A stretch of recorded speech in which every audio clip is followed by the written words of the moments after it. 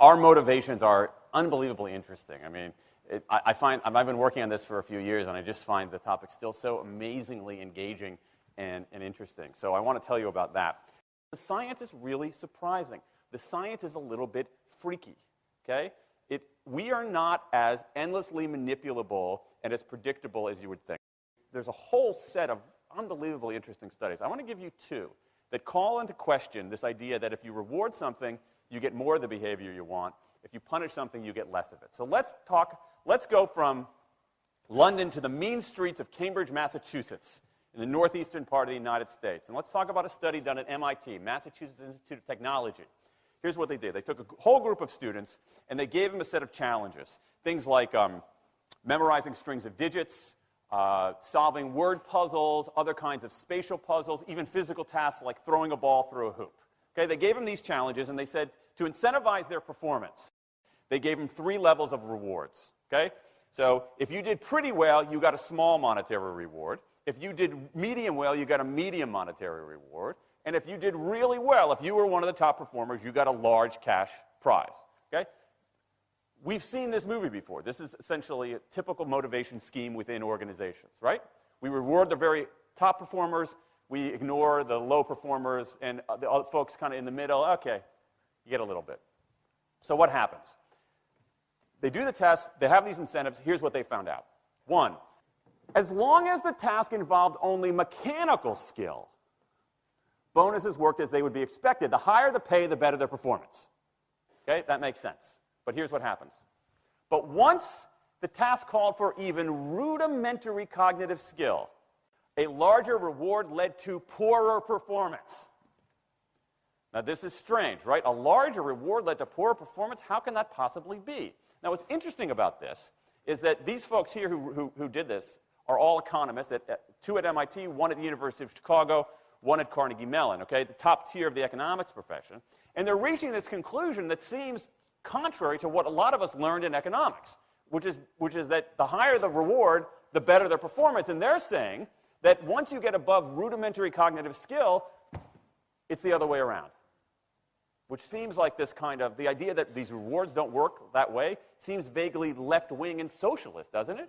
It's kind of this kind of weird socialist conspiracy.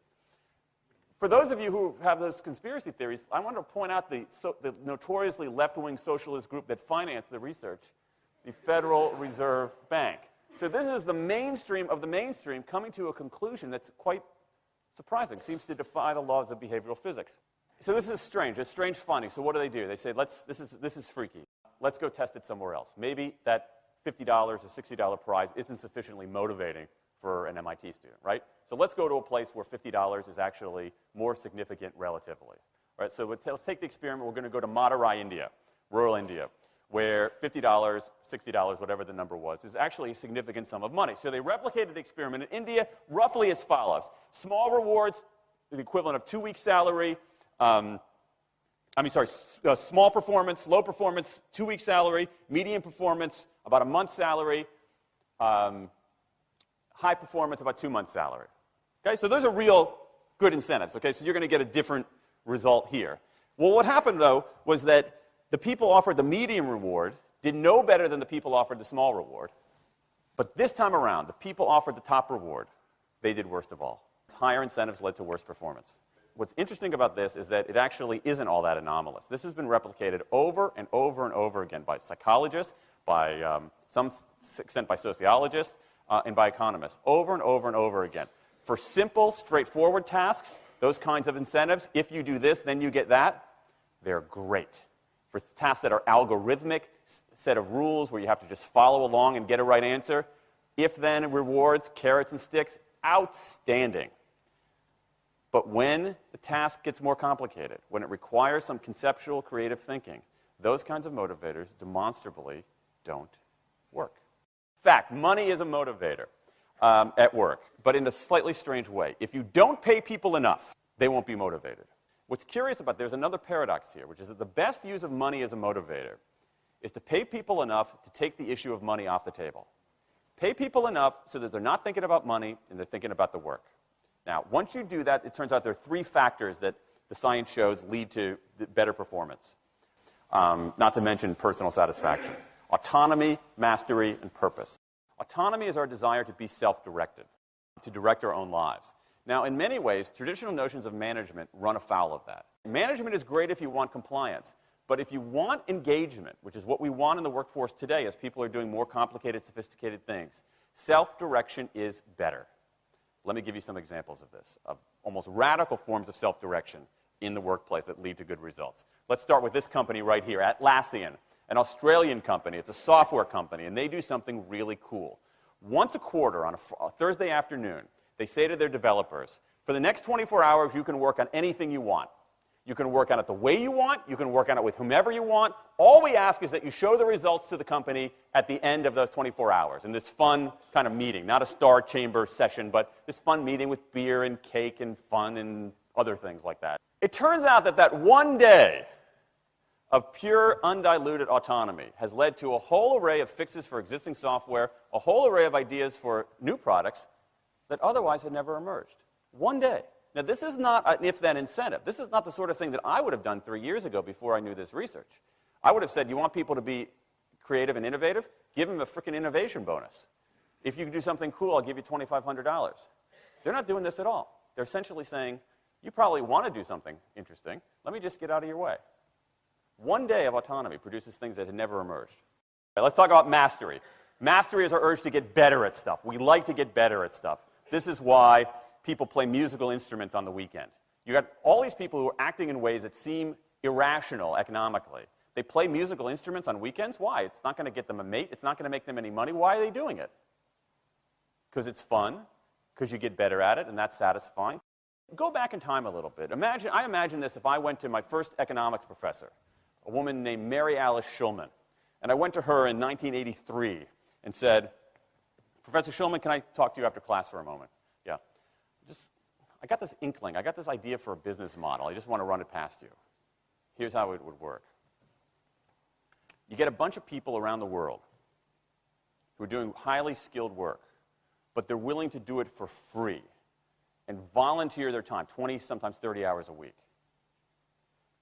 Okay, she's looking at you somewhat skeptically there. Oh, but I'm not done. And then what they create, they give it away rather than sell it. It's going to be huge. I mean, she truly would have thought I was insane. Okay, it seemed to fly in the face of so many things. But what do you have? You have Linux powering 1 out of 4 corporate servers in Fortune 500 companies, Apache powering more than the majority of web servers, Wikipedia. What's going on? Why are people doing this? Why are these people, many of whom are technically sophisticated, highly skilled people who have jobs? Okay? They have jobs. They're working at jobs for pay, doing sophisticated technological work. And yet, during their limited discretionary time, they do equally, if not more, technically sophisticated work, not for their employer, but for someone else for free. That's a strange economic behavior. Economists who look into it, why are they doing this? It's overwhelmingly clear. Challenge and mastery, along with making a contribution. That's it. What you see more and more is a rise of what you might call the purpose motive, is that more and more organizations want to have some kind of transcendent purpose, partly because it makes coming to work better, partly because that's the way to get better talent. And what we're seeing now is, in some ways, when the profit motive becomes unmoored from the purpose motive, bad things happen. Bad things ethically sometimes, but also bad things just like not good stuff, like crappy products, like lame services, like uninspiring places to work. That when the profit motive is paramount, or when it becomes completely unhitched from the purpose motive, it's just, people don't do great things. More and more organizations are realizing this and sort of disturbing the categories between what's profit and what's purpose. And I think that actually heralds something interesting. And I think that the organizations that are flourishing, whether they're profit, for profit, or somewhere in between, are animated by this purpose motive. Let me give you a couple of examples. Here's the founder of Skype. He says, our goal is to be disruptive, but in the cause of making the world a better place. Pretty good purpose. Here's Steve Jobs. I want to put a ding in the universe.